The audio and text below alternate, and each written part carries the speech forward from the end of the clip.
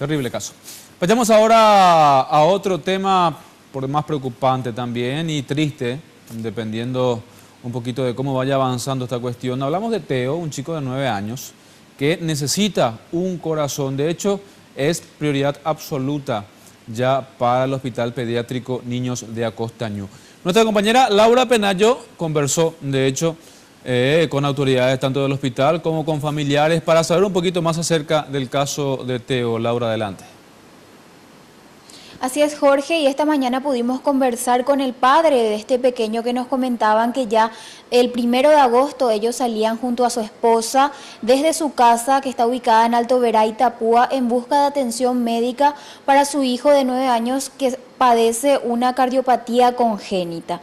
Antes de llegar al hospital de Acostañú, ellos recorrieron otros 2 centros asistenciales y hace una semana el cuadro del pequeño Teo se complicó tras una infección de la aorta. Ahora él depende de que aparezca un donante de corazón y al respecto su padre hacía un pedido. Escuchamos lo que decía. Para los objetivos, para los yerurea, alguna persona que tenga un corazón sano y humilde. ¿Está para recorrer?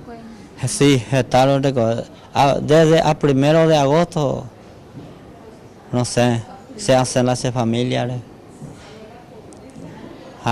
Con Acostañú me se ve, los yu, Alto Verá se vale. Y el caso de Teo ya entró en categoría de prioridad 0, por lo que los médicos indican que aceptan donantes del grupo 0 y del grupo A. El niño está internado en la sala de terapia cardiovascular del Hospital de Acostañú.